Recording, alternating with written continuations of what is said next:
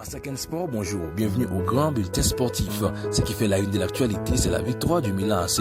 En Italie, les journaux ne parlent qu'une seule chose. Ce mercredi, le match fou entre le Milan AC et la Juventus. Cette dernière mène 2-0, mais a fini par perdre la rencontre 4-2. A noter au passage l'excellent but Adrien Rabiot, son premier avec la Vietnam.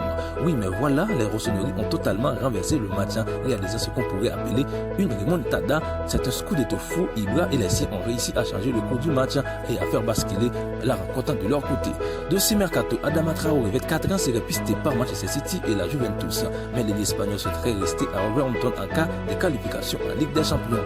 La déclaration de Pep Guardiola sur l'éventuel départ de Messi, je ne parlerai pas de transfert avant la fin de la saison. Mon souhait, c'est que Messi reste à Barcelone. Restons toujours en Espagne. Bartomeu, à propos de Neymar, une telle opération est peu probable car la situation de tous les clubs en Europe est très difficile. En Angleterre, Pierre-Emerick Aubameyang est le premier joueur d'Arsenal depuis Thierry Henry a marqué 20 buts ou plus durant des saisons consécutives. La déclaration de Zlatan après cette importante victoire face à la Juventus. L'équipe a gagné des caractères depuis mon arrivée. Ils ont de la chance avec moi. Dès le début, on aurait pu gagner le titre. Je donne des conseils à mes coéquipiers. Je fais l'entraîneur, le président et le joueur. Je n'ai qu'un salaire. L'Inter, 2000 directement en contact avec l'entourage d'Olivier Giroud, 33 ans. Antonio Conte souhaiterait toujours le recruter. Le derby mortel s'est rallié aujourd'hui entre le Barça et l'Espagnol de Barcelone. Le Barça cherche une nouvelle victoire pour rester dans la lutte pour le titre. On peut envoyer mathématiquement l'Espagnol de Barcelone en seconde division.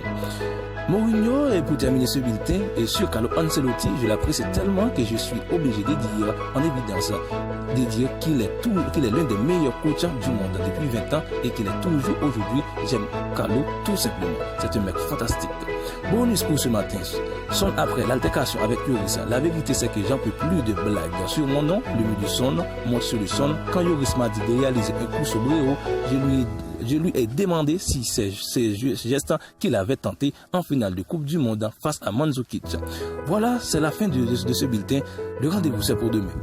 Gardez le sourire. Bye. Masaken Sport.